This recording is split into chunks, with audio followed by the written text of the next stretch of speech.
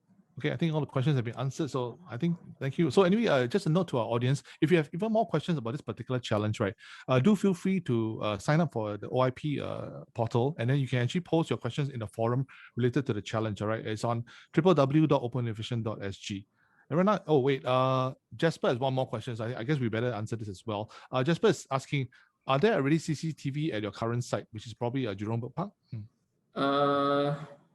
Yes and no. There's CCTVs on ground level, but it's not meant for looking at the mesh. It's, you know, for tracking visitors and stuff like that.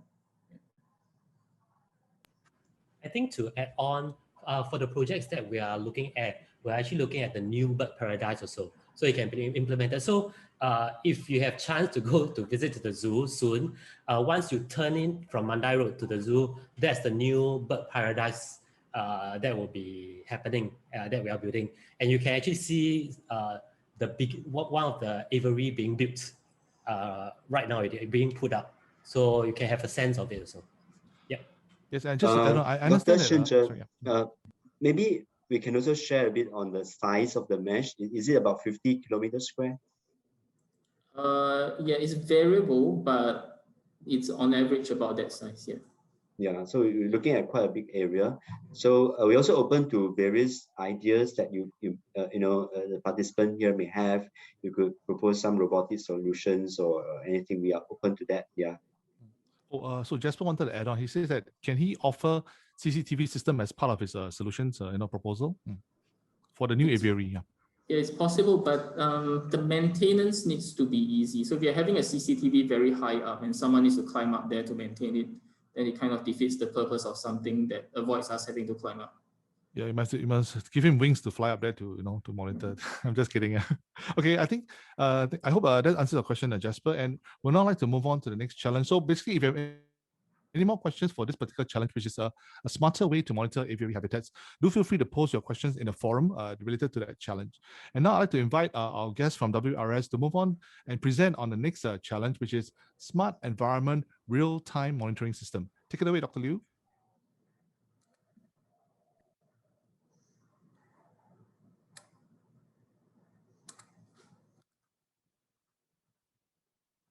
Sorry, just let me find the slides.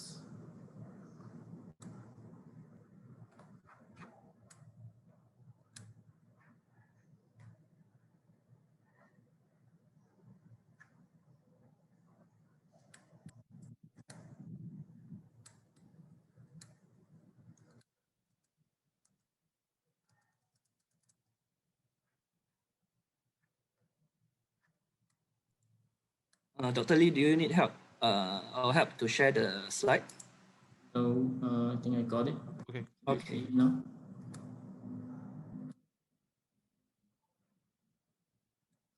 All right. Yeah, the second one is slightly different. So we are also looking at having automated environmental data loggers. So again, we run the parks. We have 1,000 species and 15,000 animals to look after. So this one is very directly related to how we take care of our animals. And one of the things we are very big on is animal welfare. And positive welfare is key to enhancing the experiences of individual animals. And this part focuses on one particular aspect of animal welfare, which is their environment. Because if you give them the right environment, then they tend to not fall sick. They tend to be happy and they're able to do what they like to do and want to do. So collecting data from their environment will help us monitor and correct these parameters if needed. Some of these things includes air quality. So for animals that are living on land, birds, small mammals, for example, the humidity, temperature, and airflow is important. For others, like reptiles that sometimes we keep in indoor controlled environments, these are also important. For things like fish that live in water, parameters such as pH, oxygen levels, chlorine levels, carbon dioxide levels, nitrates, nitrites, ammonia. There's a very long list of things we already measure. And those, if they can be automated, will help us a lot. And again, for species like reptiles that are quite dependent on UV light for their vitamin D, requirements. We need to monitor the UV light intensity, type, and color. And for all the species, they can be affected by sound and vibration. So those would be important to monitor as well. The way we currently do it is quite time and labor intensive. So first we determine for each species which parameters are important and need to be measured. And then we find the correct device to measure them. And very frequently, this is multiple devices, like one device for each parameter. And once we've decided how they're measured, we need to determine how frequently, number of people, time needed, cost of the test. And then we start measuring them, we record them. We decide what's normal and what's abnormal. And then when it's abnormal, we'll highlight and inform the people that need to know, the curators or the vets. So the problem statement, again, quite simple. How can we measure environmental parameters, access the data on a single server, and receive alerts through an automated system? So what we're looking for right now is because we're lacking in a logger that can automatically feed back to a server and alert the keepers. We need something that can do that. And we need that system for different groups of animals. So for example, fish. This is an example of a tank from River Safari. I mean, it's a typical size. It's not the biggest or smallest, but it's one of the common tank sizes. So we would want to monitor the water, for example, in such a habitat. For reptiles, amphibians, this is an exhibit in Reptopia, our indoor reptile exhibit. And you can see it's air conditioned, and there's different areas that the animals can access and hide in. Small mammals, again, they can be in an indoor controlled environment, or in the case of birds, it could be an outdoor large aviary. I mean, this is not large compared to what we talked about in the previous POC, but it's a kind of a medium-sized aviary. And I guess for the bigger air land-based type of exhibits, we want to monitor these parameters in strategic locations, so places where the birds tend to gather, or places where they tend to spend a lot of time in, for example, a nest or a nest box. So I guess the steps that are needed is we need to identify and install the measuring devices, set up the automated system, and we can set it to perform all the tests at the intervals that we want it to. And we want to set up the system to upload these results by itself into a spreadsheet that we can easily download, and also have the system alert keepers when there are abnormalities. And we can test some of these solutions at River Safari for the water monitoring systems, and Reptopia and Fragile Forest, which is a large open air exhibit with both birds and mammals. We can use those exhibits for air, light, and sound monitoring systems. Again, this is same as the last one. The cash price is $50,000. We are able to probably help adapt these solutions to other zoos and other places that take care of animals. Evaluation criteria is the same, and the timeline is the same.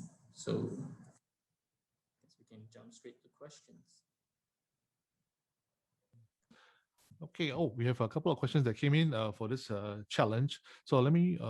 Oh, somebody wanted to ask for a previous challenge, but we'll handle that later. Let's have a question from Anonymous. Okay. Will there be a power source available nearby the areas that need to be monitored? Good question. Yeah. For most of them, yes. So especially for the water ones, there should be. I mean, they might not be, spread throughout the aviary, but in certain areas there will be. Okay, that's a very good answer. Okay, another question will be, how frequently do these sensor parameters need to be read and transmitted? So the frequency of updates, I believe, yeah. Yeah, so Again, it's different for the water and the land-based ones. The water ones currently we tend to do daily. The land-based ones, maybe every 3 days to once a week. Okay, so the frequency varies depending on what was being monitored. Okay, question from Kiwei again, and Kiwei is asking, is WRS open to services beyond environmental sensing for this project if there are synergies? So maybe I think Ryan might want to handle this. Which question is that again? Sorry. Question from Kiwei Liao. It says, is WRS open to services beyond environmental sensing for this project if there are synergies? Oh, of course, of course. I think what we are looking at is that it's not just, just devices. Of course, if the services or after that, that is also part of considerations post POC lah. So I think we of course what we want is to find a partner that can do everything and it's easier for us to manage also. So yeah, we are open to that. Okay, I have an interesting question from Vincent, and it's a question that I always ask when I go to the zoo. Can we tap on the Wi-Fi network that is in WRS? Yeah, for the aviaries that I mentioned, there should be good reception, at least to the guest Wi-Fi, but there's also a staff Wi-Fi. But how good the reception is in those areas, I need to verify. Yeah, okay, so maybe I will add on to Dr. Shanzhe's. We are free Wi-Fi covered. So we have our own private one and of course for the public. But of course, depending on different back of the houses or exhibits, there might be weaker signals. You can't expect because a lot are half outdoor, half indoor kind. Yep. We also have the LoRa network available for the existing park. So there should be some industrial strength network like that they can use for this sensor monitoring and so on. Okay, we have a question from Anonymous. Okay, is it pure monitoring you're looking for, or would there be a use case for control? For example, control water pumps. I mean, if it's easy for these things to be auto-corrected, then that would be a value-added thing for us. And I mean, things like temperature, I can imagine should be quite easy to auto-correct. Okay, thank you. Now another question from Shiho. Oh, this is another exciting topic. Everybody's piling in questions. Okay, Shiho is asking, do you already have all the required sensors, or do we need to provide all the sensors or a combination? We have the sensors, but they require a lot of manual work. Like you have to put the water in, you have to go and read it yourself right now. So we have them, but they might not be suitable for a system like that. So you're open to the Pack Solver actually providing actual sensors to answer all your needs. Yeah. Yes. Oh, and a question from Tianyun, and Tianyun is asking, currently, do you already have an automated monitoring system for the animals within the enclosures? No, for most of them, it's not automated.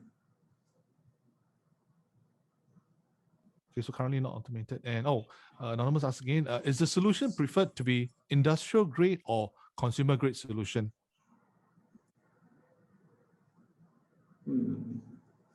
Can more details be provided, as in terms of the accuracy or the scale?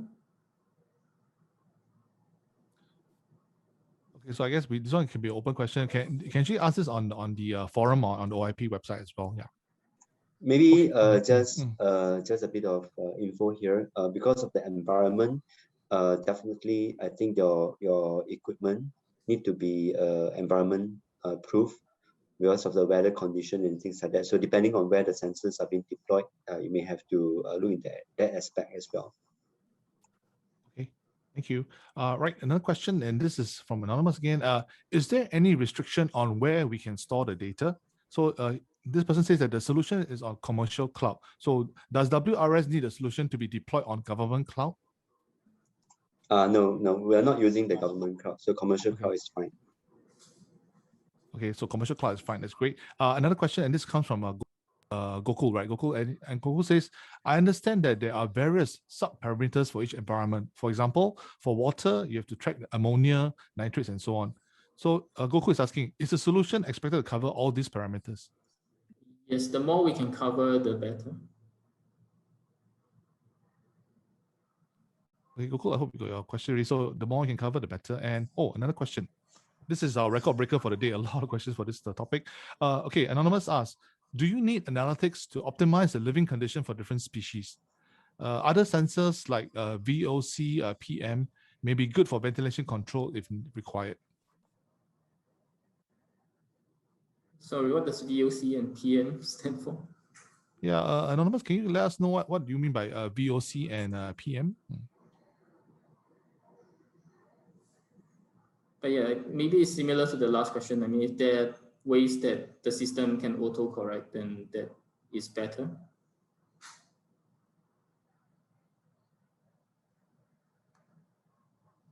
Okay, I'm hunting around for more. Oh, there's another question from Gokul as well. So Gokul is asking, can we take it that human intervention is allowed for conducting the test? For example, an employee who can take a sample and place on a device, or is the solution expected to be completely automated? So do you expect a sort of a mix, a manual kind of solution, partly manual solution, or must it be fully automated? Full automation would be preferred, because right now, for example, if you're testing water quality, the keepers do have to get a water sample, but because it's multiple tests, they have to put the water sample on multiple devices. So I mean, if it all becomes just one drop on one device, that saves some time, but it's even better if the device just draws the water by itself. Okay, so I guess the preference is to be fully automated as far as possible. Okay. Yeah. Oh, we've gotten the reply about the sensors already, the VOC and the PM. So VOC stands for volatile organic compound, and PM is particle matter. Yep. So those would be kind of what you need to measure to assess the ventilation. Yes. Okay, thank you. And now a question about notifications. What kind of notifications are needed for WRS stuff? Is it SMS, WhatsApp, Telegram? If the parameters go beyond the desired level, so what kind of how would you wish your staff to be alerted if the parameters go beyond the safe levels? Yeah. I think something on the phone would be ideal. So a phone-based solution. Do you mind if it's text or actual call or something? Yeah, text is probably the best. Okay, so they have it. A text solution will be ideal. Okay. A question from Xiang Ming. Okay, if we have a solution to propose that can address some of the parameters but not all, would you still consider it? Or must he propose solutions that addresses all the parameters for all the habitats? In the more the merrier for this, I guess. But I think the more important ones are the water ones, because the air ones, temperature, humidity, those are quite automated anyway. It's the water ones that currently require a lot of manual work. So the water ones are quite a priority for automation. Okay, I'm just going to check whether there's any more questions that we can answer right now.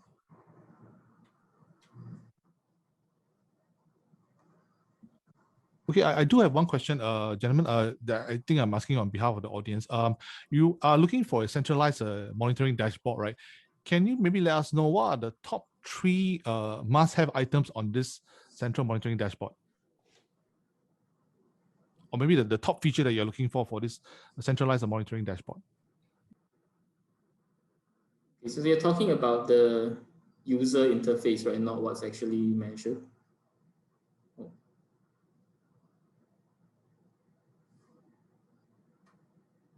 Yes, it's a dashboard that you put it in the challenge that is in a scenario where your end user will have to use it. So what are the key elements of this dashboard that must be in place?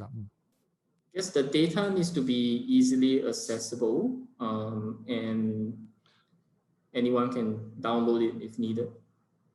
I think to add on things that we have done before on the dashboard, it would be best that we can also have history of stuff, so that in the future when we predict something, we know we can preempt ourselves if things might happen or things like that. So a good history sets, data histories maybe for the past 1 month or even beyond would be helpful. Then maybe in the future plan is like adding on AI elements to can predict certain stuff, so that keepers are always up to date, or maybe even things preempt them in certain ways. Yep.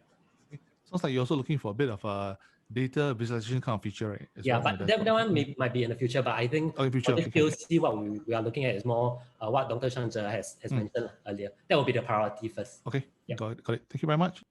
We have one more question from the floor, and it says, is water leak a concern at River Safari?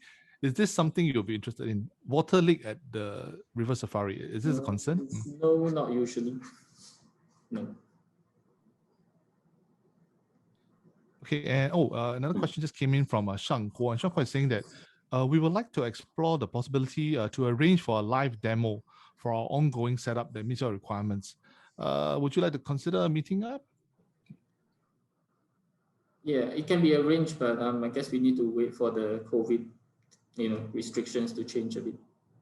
Okay, this might even happen only after the evaluation, I believe. It depending on how we process the submissions and so on. So Shang Guo, I think we can't give you a definite answer today. We have to see what happens after the evaluation as well as the COVID situation. Thank you. Billy, I think there's a question relating to the submission, whether they can submit to include sound and vibration. So maybe you can answer on the process. Okay. I'll get my my colleagues. Mr. Bay will help to answer this question offline. Mr. Bay, can you help with on this question? Okay, other than that, I think we have more or less tackled all the burning questions that our friends have for the team at the WRS. So, okay, I'm going to hold the floor for maybe just a couple of seconds more to see whether any more questions for this burning topic. So if you have any more questions for the team at WRS about this challenge, which is Smart Environment Real-Time Monitoring System, do feel free to answer now. Sorry, to ask your question now so we can get him to answer for you. Going once, going twice, and okay, thank you very much, Dr. Liu Shan and Ryan for answering the questions from the floor for the challenges for a smarter way to monitor aviary habitats and as well as a smart environment real-time monitoring system from WRS. Thank you very much, and I hope I wish you a lot of luck, and we expect a lot of good submissions for your challenges. Thank you very much, the team from WRS. Thank you. Thank you. And ladies and gentlemen, once again, if you still have burning questions for all our presenters today, right, feel free to drop your questions at the OIP forum that's available on our portal, which is, again, you can find at www.openinnovation.sg. So a big thank you to everyone for staying on this call and posting all your questions today. I think we had a very exciting time, especially for the last few questions. And I'd like to thank all the problem owners today that have joined us to clarify the questions from the audience. Again, for any unanswered questions, right, we will be able to host them on the OIP forum. So feel free to address your questions for specific challenges and the specific problem owners on the OIP forum, available at www.openinnovation.sg. And we definitely welcome your submissions for all the challenges, all the 27 challenges in Innovation Call 10. As you know, the total prize money is way over 1.2 million. So it's a very attractive, innovation call with lots of interesting challenges, and you can actually win very cash prizes. And of course, we hope to see you at next week's Innovation Thursday, which is on operational streamlining, and it's happening on the 24th of June, next Thursday. And for more information on all the challenges, once again, you can actually visit openinnovation.sg, or you can send your queries to, you send an email to info@openinnovation.sg. And just a plug for IMDA, we're actually on Facebook, YouTube, LinkedIn as well. So do feel free to like and subscribe and comment on our pages. And that's it for today. Thank you very much for joining us here today on Innovation Thursday, New Technologies. Goodbye, have a great week ahead, and we'll see you at next week's Innovation Thursday, Operational Streamlining. Thank you much. This is Billy, and I wish you a great weekend ahead. Thank you.